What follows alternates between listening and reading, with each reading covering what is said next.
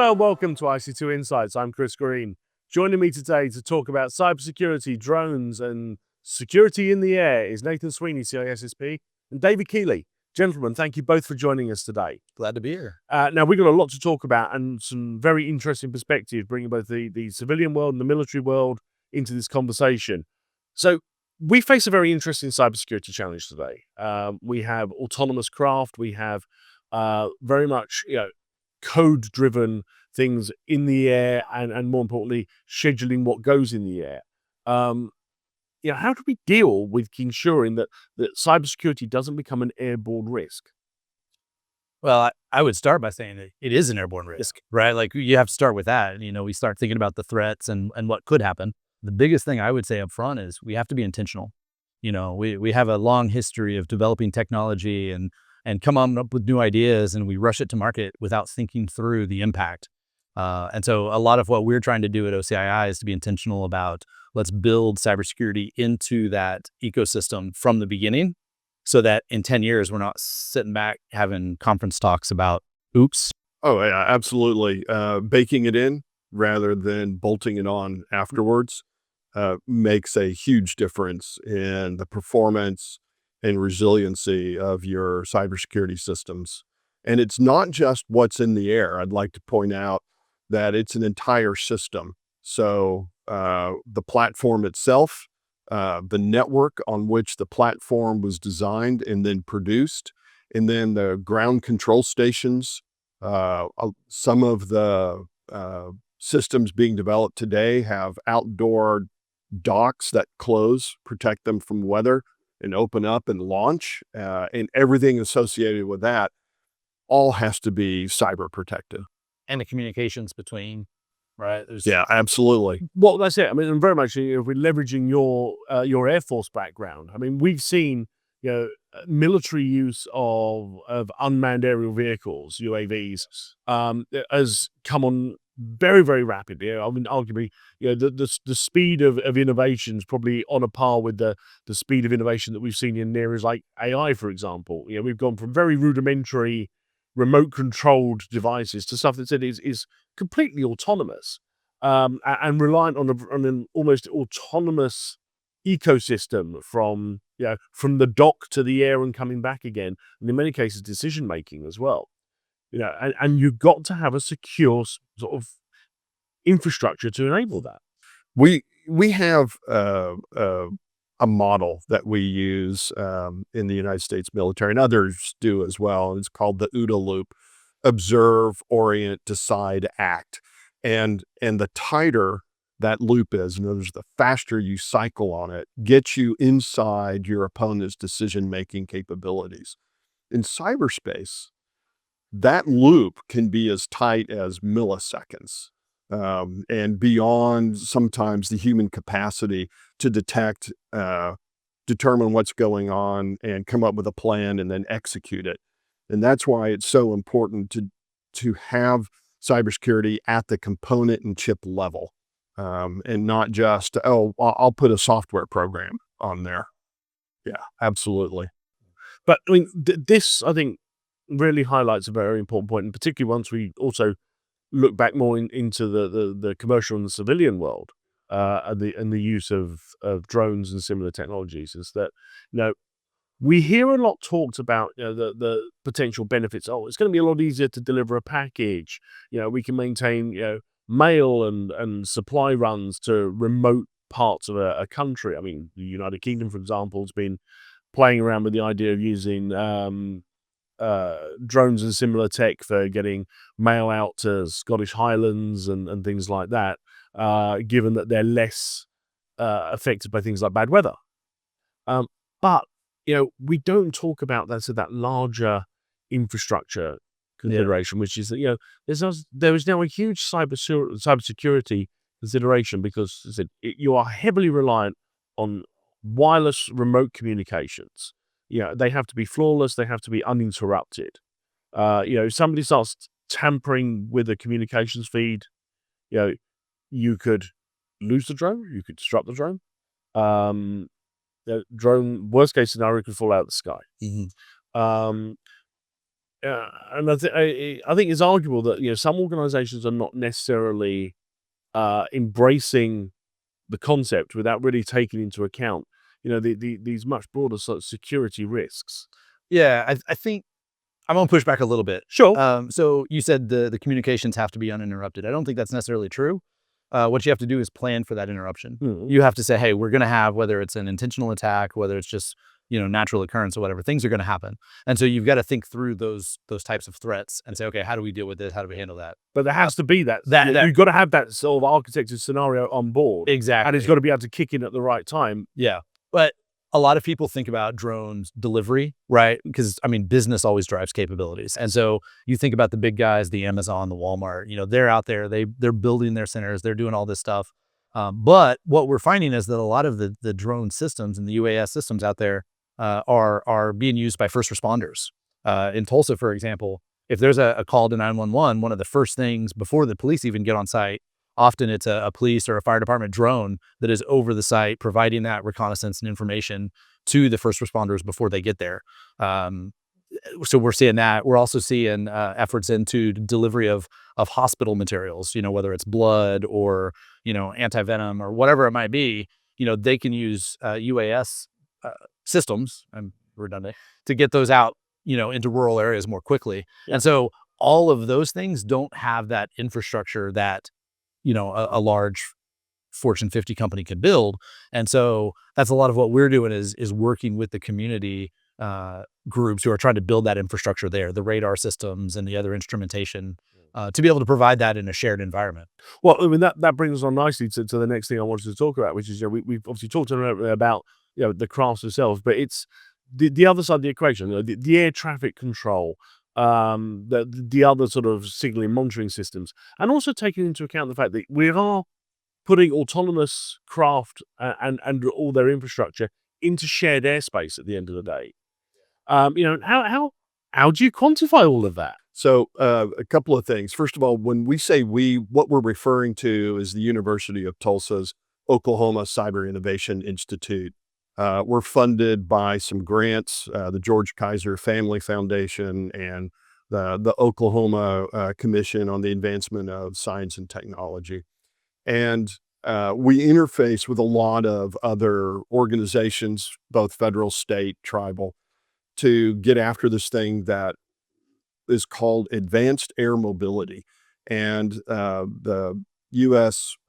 Federal Aviation Administration has put out a proposed rule called Part 108 to get after those elements that you just mentioned. It is shared airspace. And if you think about the Jetsons, I don't know if you ever saw those cartoons. Of course, absolutely. With all of the moving vehicles, that is a approximation of the level of technical difficulty that you're looking at to build an automated traffic control system, because you can't have people in towers controlling all of that. Not with that kind of volume.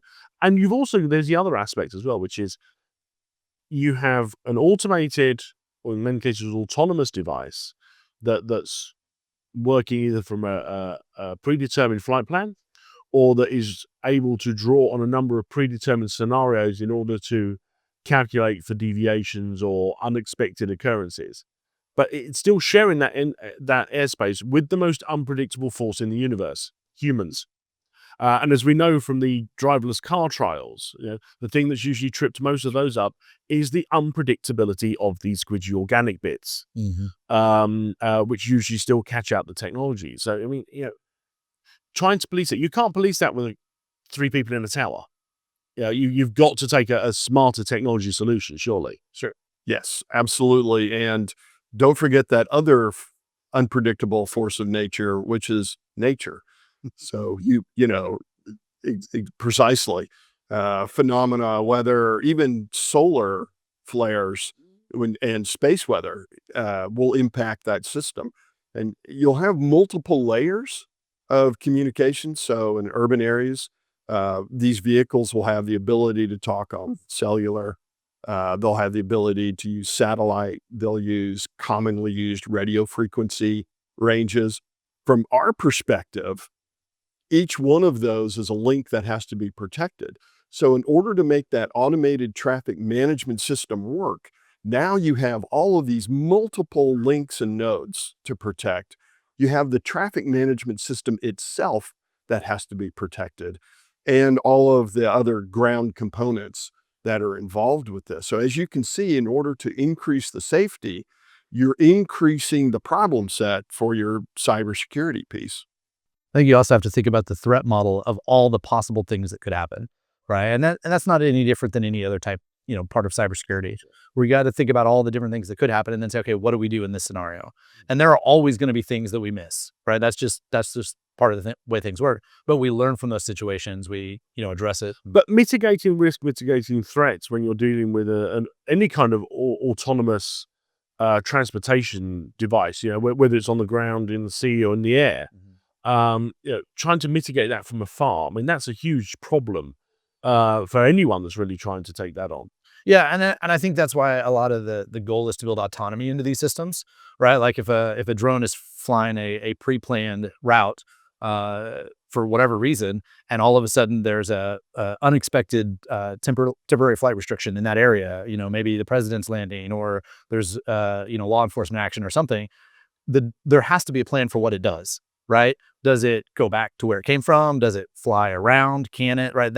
There's got to be some autonomy built into those systems to figure that out so that we don't have to do it, ourselves. Let me ask the counterpoint. It's one thing about building the autonomy. How do you prevent somebody else from taking control? Because I think that, from a pure security perspective, that's one of the biggest challenges that, as most drones and similar devices, I mean, these are quite significant pieces of hardware. In the wrong hands, they're capable of causing a considerable amount of disruption and damage. And I'm not even talking necessarily about a military one armed with weaponry. Just simply, crash landing one of these is going to make a mess. So there's an organization known as AUVSI, the Association of Uncrewed Vehicle Systems International, and they have a certification called Green UAS. And that's exactly what that certification is about. There are 3 legs to that certification. The network is evaluated. The platform is evaluated. You have a tear down to determine chain of supply, where all the components come from, so that you don't have something burned into the firmware that allows someone from the outside to later use that back door. And then you have penetration testing.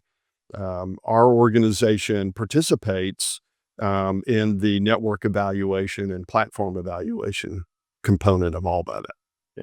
Because, I mean, again, taking a pure play cybersecurity view, would you argue that it's fair to say that, if someone was going to attempt to hack or breach a UAV system, they're not going to do it in the air. They're going to do it from the ground. They're going to go through the ground-based networks and systems rather than trying to intercept wireless communications. Or is it a bit of both? There's been examples. 2011, the Iranians spoofed GPS and intercepted a military drone. 2013, Sami Kamkar demonstrated that you could intercept wireless signals of a drone in flight, and used one drone to mimic a controller and take over another drone. There's been examples of that. I think we'll continue to see stuff because people make mistakes. There are flaws. But the goal is basically just to, we got to look at all of those different components and say, okay, how do we secure this? How do we secure this? Going back to the basics of CISSP stuff, right? You got different types of controls. We've got to say, how do we prevent these types of attacks? The stuff we can't prevent, how do we detect those? The stuff that we detect, how do we respond to it? And how do we, restore? It's no different than any other type of system. When we talk about cybersecurity, we just say, okay, what are the unique components of this, and how do we apply those controls to this environment? So we have, depending on the scope, somewhere between 140 and nearly 400 security controls that would be applied. And you have to demonstrate with artifacts that all of that is actually in place before you can get a certification. Well, look, I mean, for cybersecurity professionals that are suddenly beginning to find this is crossing into their sphere of responsibility. Again, whether they're working on the military side of things or they're working in the civilian world.